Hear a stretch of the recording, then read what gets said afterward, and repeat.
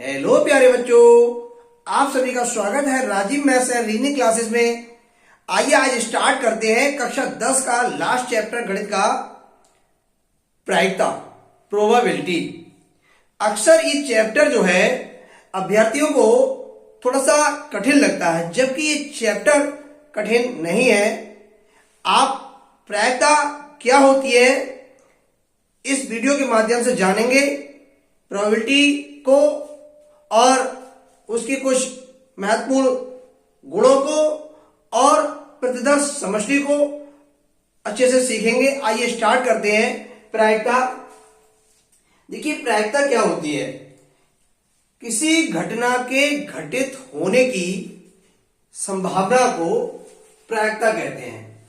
किसी घटना के घटित होने की संभावना को उसकी प्रायिकता कहते हैं। किसी घटना के घटित होने की संभावना को प्यारे बच्चों उसकी प्रायिकता कहते हैं और प्रायिकता को पीई से निरूपित करते हैं। प्रायिकता को किससे निरूपित करते हैं? पीई से निरूपित करते हैं। परिभाषा एक बार दोबारा सुनिए। किसी घटना के घटित होने की संभावना को उसकी प्रायिकता कहते हैं, इसे पीई से निरूपित करते हैं, शो करते हैं। अब प्रायिकता का जो सूत्र होता है वो क्या होता है, इस सूत्र लगेगा बहुत कक्षा 10 में गणित में चैप्टर में प्रायिकता वाले में। प्रायिकता पीई बराबर अनुकूल परिणामों की संख्या। ये आपको बताएंगे अनुकूल परिणामों का मतलब क्या होता है। अनुकूल परिणामों की संख्या बटे कुल परिणामों की संख्या, ठीक है ना। अनुकूल परिणामों की संख्या बटे कुल परिणामों की संख्या। अनुकूल परिणामों को एसई बोलेंगे और कुल परिणामों की संख्या को एसपी बोलेंगे। तो प्रायिकता का फार्मूला हो गया पीई बराबर एसई अपॉन एसपी, अनुकूल परिणामों की संख्या बटे कुल परिणामों की संख्या। आइए जानते हैं प्रतिदर्श समष्टि क्या होती है। प्रतिदर्श समष्टि क्या होती है? जैसे किसी प्रयोग के सभी संभव परिणामों, किसी प्रयोग के सभी संभव परिणामों के समुच्चय को, किसी प्रयोग के सभी संभव परिणामों के समुच्चय को उस प्रयोग के लिए प्रतिदर्श समष्टि कहते हैं। और प्रतिदर्श समष्टि को ऐसे प्रदर्शित करते हैं, किसी प्रयोग के जो अधिकतम संभव परिणाम होंगे उनको, उन परिणामों की अधिकतम संख्या जो होगी उसको हम प्रतिदर्श समष्टि कहते हैं। इसे ऐसे निरूपित करते हैं। अब जैसे मान लीजिए कोई कॉइन है, क्या है बेटा, कोई कॉइन है, सिक्का है। उस सिक्के में दो पार्ट होते हैं। एक पार्ट हेड होता है जिधर अशोक लाइट बनी होती है, और दूसरा पार्ट जिसे हम टेल बोलते हैं, पुच्छ बोलते हैं। तो अगर मान लीजिए हम इस सिक्के को उछालें, प्रतिदर्श समष्टि को समझिए अच्छे से, इस सिक्के को उछालें और उछालने पर या तो बेटा इसमें अशोक लाइट ऊपर आएगी, हेड आएगा, शीर्ष जिसे बोलते हैं ये ऊपर आ सकता है, या चित्त भी बोलते हैं इसे। और दूसरे भाग को जिधर ये 20 छपा होता है इसको पट बोलते हैं, पुच्छ बोलते हैं, या इसे हम टेल बोलते हैं प्यारे बच्चों। तो अगर हम किसी सिक्के को बेटा उछालेंगे, एक सिक्के को उछालने पर प्रतिदर्श समष्टि क्या होगी? एक सिक्के को उछालेंगे बेटा तो या तो हेड आएगा ऊपर, ठीक है ना, या तो हेड आएगा, या दूसरा क्या आ सकता है, एक सिक्के को उछालने पर टेल आ सकता है। हम हेड को चित्त बोलेंगे और टेल को पट बोलेंगे, या टेल को पुच्छ भी कह सकते हैं और चित्त को शीर्ष कहेंगे, ठीक है ना। अगर मान लीजिए तो प्रतिदर्श समष्टि क्या हो गई, हम एक सिक्के को उछाल रहे हैं तो क्या क्या आ सकता है बेटा ऊपर, या तो टेल आ सकता है। एक बार उछाल रहे हैं, ध्यान दीजिए, एक सिक्के को एक बार उछालने पर प्रतिदर्श समष्टि क्या होगी बेटा, या तो हेड आ सकता है ऊपर या टेल आ सकता है, ठीक है ना। तो अब ये मध्य कोष्टक में अगर लिख देते हैं, बीच में कॉमन लगाएंगे तो ये समुच्चय बन गया। यहां पर लिखा ना समुच्चय, समुच्चय में ये जो संख्या आई है 1 2, ये इसके अवयव हो गए समुच्चय के। तो अगर एक सिक्के को उछालेंगे तो उसकी प्रतिदर्श समष्टि क्या हो जाएगी, हेड या टेल, ठीक है ना। तो इसमें अब बात आती है कि इसके अधिकतम परिणाम कितने होंगे बेटा। देखो 1 2, अगर एक सिक्के को उछाल रहे हैं तो अधिकतम परिणाम कितने हो गए, 2। अब वो कहेगा, क्वेश्चन के माध्यम से आगे की वीडियो में बताएंगे आपको। जैसे मान लीजिए वो एक सिक्के को उछाला है और कहेगा एक चित आने की प्रायिकता क्या होगी, तो बेटा इसमें देखिए एक चित्त की बात कर रहा था, एक चित्त कितना है, एक ही तो चित्त है, तो ये अनुकूल परिणाम हो गया। एक से ज्यादा चित्त तो नहीं आ रहा है, एक सिक्के को उछालने पर नहीं आ रहा है ना, तो एक सिक्के को जब एक बार उछालेंगे तो एक हेड आने की कह सकते हैं, एक हेड आने की प्रायिकता कितनी हो गई, एक हेड एक बार आया ना, एक हेड एक बार आया है, तो ये हो गए अनुकूल परिणाम। टोटल परिणाम कितने हैं, 1 2, तो ये हो गए कुल परिणाम। इस फार्मूले में रख के हम प्रायिकता को सीखेंगे। अगर मान लीजिए सिक्के हैं 2 हमारे पास और 2 सिक्कों को एक साथ उछाला गया, या एक सिक्के को 2 बार उछाले, क्या बोला सर, या एक सिक्के को 2 बार उछाले या 2 सिक्कों को एक बार उछाले, एक ही बात हुई ना। तो क्या होगा बेटा, जब हम 2 सिक्कों को एक साथ उछालेंगे या एक सिक्के को 2 बार उछालेंगे तो क्या होगा, या तो दोनों पे हेड आ जाएगा, चित्त चित्त आ जाएगा, या पहले पे हेड आ जाएगा दूसरे पे टेल आ जाएगा, या पहले पे टेल आ सकता है दूसरे पे हेड आ सकता है, या दोनों पे टेल आ सकता है। ठीक है ना। तो इसके कुल परिणाम कितने हो गए, 1 2 3 4। 2 सिक्कों को उछालेंगे तो अधिकतम परिणाम हो गए, कुल परिणामों की संख्या हो गई 1 2 3 4। ठीक है ना।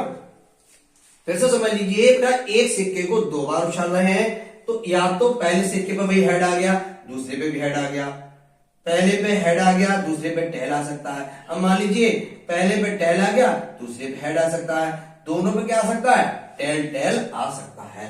प्यारे बच्चों, आपने देखा होगा पासा, है ना, पासा देखा होगा, पासे पे संख्याएं छपी होती हैं, जो क्यूब होता है उसमें संख्याएं छपी होती हैं, एक तरफ 1 होता है, एक तरफ 2 होता है, 3 होता है, 4 होता है, 5 होता है, 6 होता है। क्या 6 से ज्यादा भी होता है, देखा है क्या, नहीं, 6 से ज्यादा संख्या नहीं मिलेगी।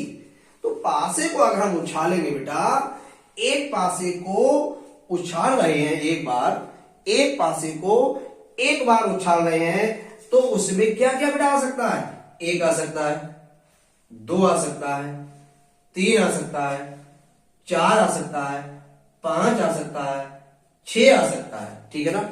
एक पासे को उछालेंगे तो 1 से लेकर कोई भी संख्या ऊपर आ सकती है, और ऐसे में प्रतिदर्श समष्टि होगी बेटा, एक पासे को उछालने पर कुल जो परिणाम होंगे वो 6 परिणाम होंगे। एक पासे को उछालने पर कुल परिणाम कितने होंगे, कुल परिणामों की संख्या कितनी होगी, 6। कौन कौन से परिणाम होंगे बेटा, 1 हो सकता है बेटा, 2 हो सकता है, 3 हो सकता है, 4 हो सकता है, 5 हो सकता है, 6 हो सकता है। ठीक है ना। चलिए यहां तक बात एकदम क्लियर हुई। ठीक है। अब बात आती है प्रायिकता के कुछ विशेष प्रगुण होते हैं, उनके बारे में कुछ प्रॉपर्टीज होती हैं। देखिए मान लीजिए कोई विद्यार्थी है और वो 10वीं में पढ़ रहा है, 10वीं कक्षा में पढ़ रहा है और गणित का उसको पेपर देना है बेटा। किसी विद्यार्थी को 10वीं कक्षा के एग्जाम में बैठना है और गणित का पेपर दे रहा है अगर मान लीजिए, तो गणित का जो पेपर होगा वो अधिकतम 100 नंबर का होता है। ठीक है ना। 30 + 70 मिला के 100 नंबर होते हैं। तो 100 नंबर में से वो बेटा अधिकतम कितने नंबर पा सकता है, कोई विद्यार्थी अगर किसी परीक्षा में बैठ रहा है तो अधिकतम वो कितने नंबर पा सकता है बेटा, वो 100 नंबर पा सकता है। यानी कि अधिकतम उसके प्राप्तांकों के जो प्रतिशत होगा बेटा, किसी विद्यार्थी के लिए अगर गणित में परीक्षा देनी हो तो अधिकतम उसकी प्रतिशत कितनी आ सकती है बेटा, गणित में 100% आ सकती है ना बेटा। कितनी प्रतिशत आ सकती है, 100% आ सकती है। अब मान लीजिए मैं को बेटा प्रतिशत का निशान हटाओ, तो आप क्या करोगे, 100 गुणा 1/100, 100 से 100 कट जाएगा, कितना आ जाएगा बेटा, 1। ठीक है ना। क्लियर, यहां तक की बात क्लियर। इसका मतलब ये हुआ कोई भी विद्यार्थी अगर परीक्षा दे रहा है तो उसके अधिकतम 100% आ सकते हैं। प्रतिशत को साधारण में बदलेंगे तो प्रतिशत का निशान हटाने के लिए 100 से भाग करेंगे बेटा, तो 100 से 100 कट जाएगा, 1 रह जाएगा। इसका मतलब ये हुआ 100 से ज्यादा नंबर आ सकते हैं क्या, उसके 100% से ज्यादा आ सकते हैं, कभी भी नहीं आ सकते बेटा। लोग कहते हैं कि 110%, 120%, नहीं बेटा, कभी भी 100% से ज्यादा हो ही नहीं सकता। इसलिए उसके प्राप्तांकों का जो मान होगा वो 100% अगर है तो वो 1% होगा। कहने का औचित्य हुआ प्यारे बच्चों कि प्रायिकता का अधिकतम मान कितना होता है। तो प्रायिकता का अधिकतम मान मेरे प्यारे बच्चों 1 होता है। प्रायिकता का अधिकतम मान मेरे प्यारे बच्चों कितना होता है? 1 होता है। अब मान लीजिए उसके 100 नंबर नहीं आए बेटा, उसके 100 नंबर नहीं आए तो कम से कम नंबर कितने आ सकते हैं बेटा? कम से कम नंबर उसके 0% आ सकते हैं। 100% नहीं आए तो 0% आ सकते हैं। तो क्या होगा? प्रतिशत को हम चेंज करेंगे, 1/100 से भाग कर देंगे तो क्या आ जाएगा बेटा? 0। ठीक है ना? कितना आ जाएगा? 0। अब बात आई कि न्यूनतम प्रायिकता कितनी होती है मेरे प्यारे बच्चों। तो न्यूनतम प्रायिकता जो होगी वो 0 होगी। इसलिए मैंने लिखा है प्रायिकता का न्यूनतम मान कितना होता है? 0 होता है। ठीक है ना? अभी बताया बेटा, क्या बताया कि प्रायिकता का अधिकतम मान कितना होता है प्यारे बच्चों? प्रायिकता का अधिकतम मान 1 होता है और प्रायिकता का न्यूनतम मान कितना होता है? 0 होता है। तो यहां से समझ लीजिए बेटा कि ये देखिए लिखा पीई। पीई का मतलब हो गया किसी घटना की प्रायिकता। प्रायिकता का जो मान होगा वो है लिखा देखो 0। पीई बड़ा है किससे? 0 से। इसका मतलब है बराबर है। पीई का मान, प्रायिकता का मान या तो 0 होगा या 0 के बराबर हो सकता है। 0 से बड़ा होगा, ठीक है ना? 0 होगा या 0 के बराबर होगा, एक ही बात है। प्रायिकता का मान 0 से बड़ा या 0 के बराबर, ठीक है ना? या प्रायिकता का मान क्या हो सकता है? 1 हो सकता है या 1 से छोटा हो सकता है। कभी भी प्रायिकता का मान 1 से बड़ा नहीं होगा। हम लिख सकते हैं क्या? इसी चीज को हम ऐसे लिख सकते हैं, किसी घटना की प्रायिकता का जो मान होगा वो सदैव 1 से बड़ा या 1 के बराबर होगा, या न्यूनतम जो मान होगा वो 0। न्यूनतम मान कितना होगा? 0 होगा, ठीक है ना? या 0 से क्या होगा? कम होगा, ठीक है ना? क्लियर हो गया? तो प्रायिकता का मान कितना होता है? 0। न्यूनतम कितना होगा? 0 और अधिकतम कितना होगा? 1, ठीक है ना? अब दूसरी प्रॉपर्टी है प्यारे बच्चों, प्रायिकता किसी, ध्यान दीजिए, कोई घटना घट रही है, कोई घटना घट रही है, इसको बोलेंगे पीई, और कोई घटना नहीं घट रही है उसको बोलेंगे पीई डैश। ई बार भी बोल सकते हैं। तो किसी घटना के घटित होने की प्रायिकता, किसी घटना के घटित न होने की प्रायिकताओं का जो योग होगा वो कितना होगा बेटा? 1 होगा। किसी घटना के घटित होने की प्रायिकता, किसी घटना के घटित न होने की प्रायिकताओं का जो योग होगा प्यारे बच्चों वो 1 होगा, ठीक है ना? ये फार्मूला है यहाँ पे कि किसी घटना के घटित होने की प्रायिकता प्लस किसी घटना के घटित न होने की प्रायिकताओं का जो योग होगा वो 1 होगा, ठीक है? यहां तक की बात एकदम क्लियर हुई। आइए एक एग्जाम्पल लेते हैं, इस एग्जाम्पल के माध्यम से समझते हैं। जैसे एक एग्जाम्पल है, ये पहला क्वेश्चन है आपके मनोले जी की जो किताब है उसका पहला क्वेश्चन है कि किसी घटना के घटित होने की प्रायिकता 1/2 है प्यारे बच्चों।